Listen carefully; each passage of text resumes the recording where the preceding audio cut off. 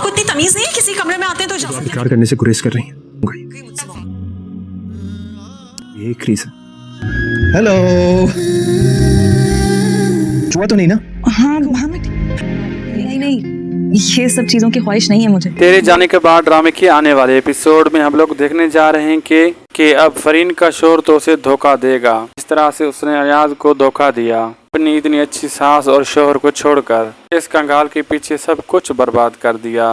एक बार फिर से अपनी माँ का सब कुछ लूट कर उसके साथ चलती बनेगी।